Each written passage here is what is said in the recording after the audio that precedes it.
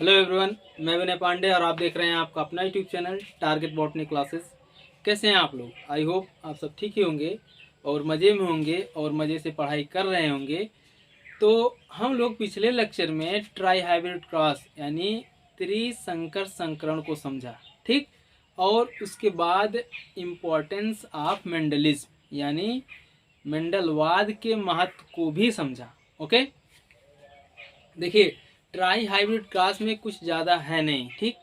Try hybrid cross में आप try hybrid cross या फिर जो है बहुसंकर संकरण, ठीक, इनका डिफिनीशन आप जानते रहिए। और ट्राई हाइब्रिड क्रॉस में F2 जनरेशन में उसका अनुपात क्या होता है उसे जानते रहिए, और फेनोटाइप अनुपात क्या होता है F2 जनरेशन में, और जीनोटाइप अनुपात क्या होता है F2 जनरेशन में, इसको जानते रहिए। ओके, और ज़्यादा कुछ नहीं है इसमें। तो आज हम लोग बात करने वाले हैं उसके जस्ट आगे जीन इंटरेक्शन, जिसे हिंदी में कहते हैं जीन अन्योन क्रियाएं। ओके, मेंडलवाद के सन 1900 ईस्वी में पुनर्खोज होने के बाद अनुवांशिकी पर वैज्ञानिकों के तीव्र अनुसंधानों के फलस्वरूप कुछ ऐसे अनुवांशिक लक्षणों का पता चला जिनकी वंशागति मेंडलीय पद्धतियों से जटिल था, और इसमें मेंडल के प्रभाविता का नियम, पृथक्करण का नियम और स्वतंत्रता अपविभन का नियम का पालन नहीं होता। इसे हम कह सकते हैं कि यह मेंडलीय पद्धति का विचलन है या फिर मेंडलीय पद्धति का डेविएशन है, ठीक। बेटसन ने इसकी व्याख्या के लिए फैक्टर हाइपोथेसिस या कारक परिकल्पनाएं प्रस्तुत की। ओके, जो निम्नलिखित तथ्यों पर आधारित हैं। तो नंबर 1 है प्लियोट्रॉफिक जीन, जिसे हिंदी में बहुप्रभावी जीन कहते हैं। जब एक जीन कई अनुवांशिक लक्षणों के विकास को प्रभावित करता है तो उसे प्लियोट्रॉफिक जीन या फिर बहुप्रभावी जीन कहते हैं, ठीक। उसके बाद फिर है नंबर 2 पॉलीजेनिक इनहेरिटेंस, जिसे हिंदी में बहुजीनी वंशागत कहते हैं। ओके, जब एक ही अनुवांशिक लक्षण के वंशागति को 2 या 2 से अधिक एलीली जीन्स की जोड़ियों द्वारा प्रभावित किया जाता है तो उसे बहुजीनी वंशागत या फिर पॉलीजेनिक इनहेरिटेंस कहते हैं। ओके, उसके बाद फिर नंबर 3 है मल्टीपल एलिलिज्म, जिसे हिंदी में कहते हैं बहुगुण युग्म विकल्पीवाद। एक ही अनुवांशिक लक्षण के वंशागत के लिए 2 के बजाय 3 या अधिक एलीली जीन्स हो सकते हैं। अतः किसी भी जीव का संपूर्ण अनुवांशिकी अत्यंत जटिल होता है, क्योंकि अनुवांशिक लक्षणों के लक्षणा प्रारूप या फेनोटाइप प्रकटन में जीनों के पारस्परिक प्रभाव व्यापक एवं विभिन्न प्रकार के होते हैं, और इस संपूर्ण ज्ञान को नौ मेंडलीय अनुवांशिकी कहते हैं। अनुवांशिक लक्षणों के लक्षणा प्रारूप या फेनोटाइप के प्रकटन में जीनों के पारस्परिक प्रभाव को 2 भागों में बांटा गया है। नंबर 1 है एलिलिक जीन इंटरेक्शन, जिसे हिंदी में कहते हैं युग्म विकल्पी जीनों के पारस्परिक प्रभाव।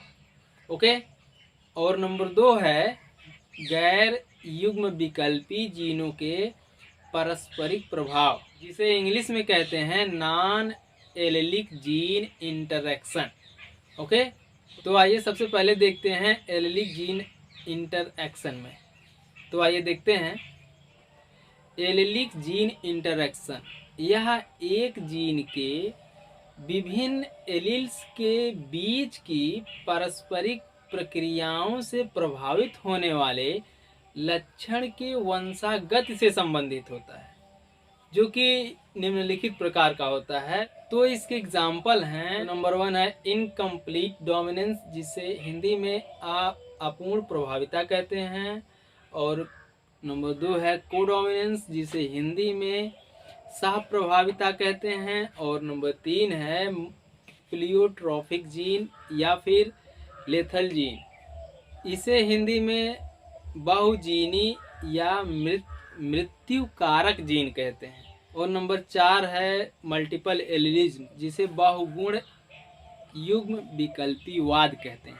ओके, तो आइए सबसे पहले देखते हैं इनकम्प्लीट डोमिनेंस क्या है। ओके, तो आइए, तो इसमें क्या होता है कि जब दो होमोजाइगस पेरेंट के बीच में क्रॉस कराया जाता है तो उससे जो संतान उत्पन्न होता है F1 जनरेशन में, वह ना तो माता से मैच करता है और ना ही पिता से मैच करता है। ठीक, या फिर ऐसे कह सकते हैं, जो संतान F1 जनरेशन में जो संतान उत्पन्न हुआ वह अपने जनक से मैच नहीं कर रहा है, मतलब उसका कैरेक्टर कुछ भी मैच नहीं कर रहा है दोनों में से किसी से, तो वह दूसरी वैरायटी का तैयार होता है। मतलब माता पिता जो हैं उनसे उनका कैरेक्टर मैच ना करके वो दूसरी वैरायटी तैयार हो गया, मतलब जो संतान हुआ उन दोनों से हटकर हुआ, ना ही वह माता से मैच कर रहा है ना ही पिता से मैच कर रहा है, वो अलग हो गया, अलग वैरायटी का हो गया।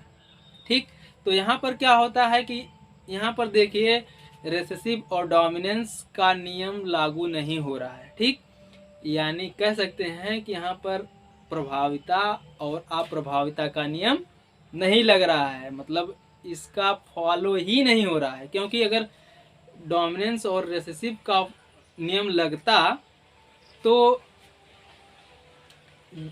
दोनों जनकों में से किसी एक जनक का लक्षण उस संतान के अंदर होता। ओके, होता ना, तो यहाँ पर प्रभाविता और अप्रभाविता का नियम नहीं लगता। इससे इसकी खोज जो है किसने किया, कार्ल कॉरेंस ने। समझ में आ गया होगा कि जब दो होमोजाइगस जनक या पेरेंट के बीच में क्रॉस कराया जाता है तो F1 जनरेशन में जो संतान उत्पन्न होता है वह ना तो अपने जनक से मैच या फिर अपने जनक के समान नहीं होता है, और ना ही उसमें जो है रेसेसिव और डोमिनेंस का नियम फॉलो होता है। अगर रेसेसिव या फिर डोमिनेंस का नियम फॉलो होता तो वह अपने जनकों में से किसी से जो है मैच कर रहा होता। ओके, और इस इनकम्प्लीट डोमिनेंस की खोज कार्ल कॉरेंस ने 1903 ईस्वी में किया। तो आप इसका एग्जाम्पल भी देख लीजिए, मतलब पहले सुन लीजिए, उसके बाद फिर बैकग्राउंड में दिख रहा है उसे अच्छे से समझ भी लेंगे। ठीक, इनकम्प्लीट डोमिनेंस क्लियर हो जाएगा।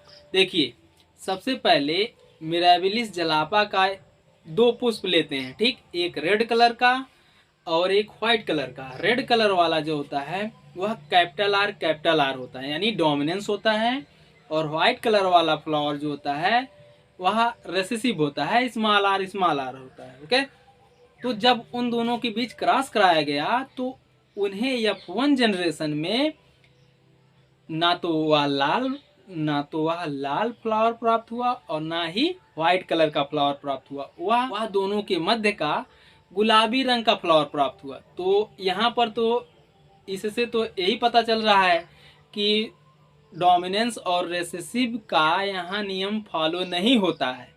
ओके, तो जब मिराबिलिस जलापा का एक रेड कलर का फ्लावर लिया गया और एक व्हाइट कलर का फ्लावर लिया गया तो उन दोनों के बीच क्रॉस कराया गया तो F1 जनरेशन में गुलाबी रंग का फ्लावर प्राप्त हुआ। उसके बाद फिर क्या हुआ, उसके बाद जब गुलाबी रंग के फ्लावर का सेल्फिंग यानी स्वपरागण या फिर सेल्फ पॉलिनेशन कराया गया तो F2 जनरेशन में देखा गया कि 25% रेड कलर के फ्लावर प्राप्त हुए और 25% व्हाइट कलर के फ्लावर प्राप्त हुए और 50% जो है गुलाबी रंग के फ्लावर प्राप्त हुए। ओके, तो उसके बाद जो है इनका F2 जनरेशन में इनका अनुपात क्या हुआ, 1:2:1 का अनुपात हुआ ना, क्योंकि 25% जो है रेड कलर का फ्लावर प्राप्त हुआ F2 जनरेशन में और 25% का व्हाइट कलर का फ्लावर प्राप्त हुआ और 50% जो है गुलाबी कलर का फ्लावर प्राप्त हुआ। ओके, तो यहाँ तो एकदम क्लियर हो गया कि यहाँ पर रेसेसिव और डोमिनेंस का कोई प्रभाव नहीं पड़ता है। तो इस प्रकार हम कह सकते हैं कि गुलबास यानी मिराबिलिस जलापा के फ्लावर में रेड कलर का फ्लावर जो है व्हाइट कलर के फ्लावर पर प्रभावी नहीं है, डोमिनेंस नहीं है, और इनकम्प्लीट डोमिनेंस में रेसेसिव और डोमिनेंस का नियम लागू नहीं होता है। फिगर के माध्यम से देख लीजिए, देखिए फिगर में यह है मिराबिलिस जलापा या फिर गुलबास का फ्लावर। ठीक, तो गुलबास के फ्लावर या मिराबिलिस जलापा के फ्लावर में ये देखिए, ये रेड कलर का फ्लावर है और ये व्हाइट कलर का फ्लावर है। ठीक, रेड कलर को कैपिटल आर से प्रदर्शित किया गया है और व्हाइट कलर के फ्लावर को स्मॉल आर से प्रदर्शित किया गया है। और इन दोनों को रेड कलर के फ्लावर और व्हाइट कलर के फ्लावर को यानी पेरेंटल जनरेशन बोला जाता है। मतलब जिनके बीच क्रॉस कराया जाता है उन्हें पेरेंटल जनरेशन बोला जाता है। ओके, उसके बाद देखिए, ये जो है एक शुद्ध लाल रंग का फ्लावर किसका, मिराबिलिस जलापा का। ठीक, ये शुद्ध लाल रंग का फ्लावर और ये शुद्ध प्योर सफेद रंग का फ्लावर। ठीक, जब दोनों के बीच क्रॉस कराया जाता है या संकरण कराया जाता है तो F1 जनरेशन में सभी के सभी पुष्प गुलाबी रंग के प्राप्त होते हैं।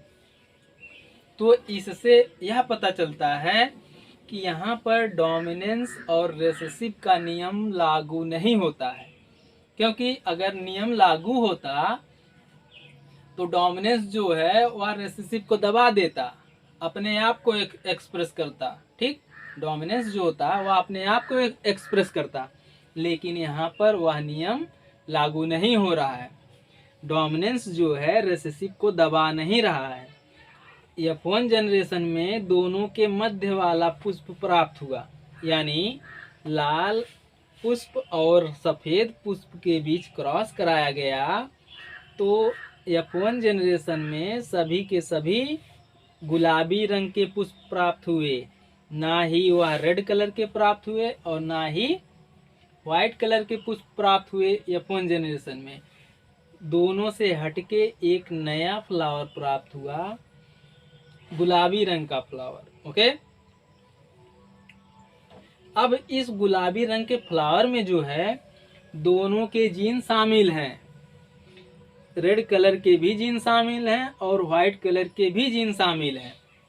अब इस गुलाबी कलर के फ्लावर में जब सेल्फ पॉलिनेशन कराया जाता है तब F2 जनरेशन में देखिए 25% शुद्ध लाल पुष्प प्राप्त होते हैं और 50% देखिए गुलाबी रंग के पुष्प प्राप्त होते हैं और 25% शुद्ध सफ़ेद या व्हाइट कलर के फ्लावर प्राप्त होते हैं। तो इनका लक्षणा प्रारूप यानी फेनोटाइप रेशियो जो होगा 1:2:1 के अनुपात में होगा और इनका जीनोटाइप रेशियो भी 1:2:1 के अनुपात में होगा।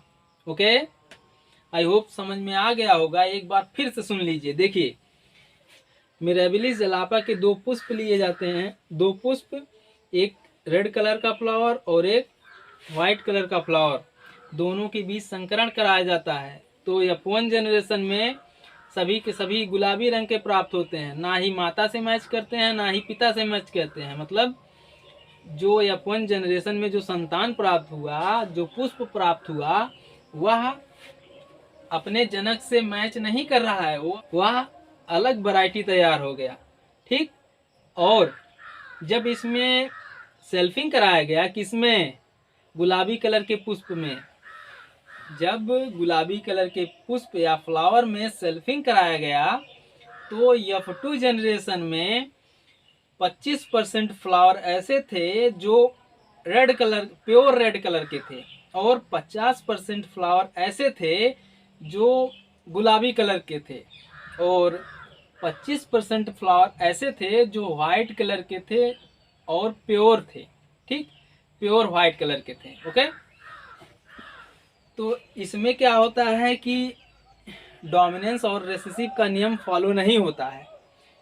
ये तो आपको पता चल ही गया होगा, क्योंकि जब F1 जनरेशन में, देखिए F1 जनरेशन में डोमिनेंस जो है वह रिसेसिव को प्रभावित नहीं कर रहा है, यानी दोनों के जीन शामिल हैं। वह अपने माता पिता से मैच ना करके वह दूसरा रंग, दूसरे कलर का फ्लावर प्राप्त कर रहा है। ठीक। तो इसका मतलब यही हुआ कि जो है डोमिनेंस जो है रिसेसिव को प्रभावित नहीं करता। इनकम्प्लीट डोमिनेंस में, अपूर्ण प्रभाविता में, डोमिनेंस जो होता है रिसेसिव को प्रभावित नहीं करता, अर्थात यहाँ पर डोमिनेंस और रिसेसिव का नियम फॉलो नहीं होता। अगर फॉलो होता तो जो है F1 जनरेशन में लाल कलर का फ्लावर प्राप्त होता। ओके। तो आज के लिए बस इतना ही, मिलते हैं नेक्स्ट वीडियो में, तब तक के लिए जय हिंद, टेक केयर, गुड बाय।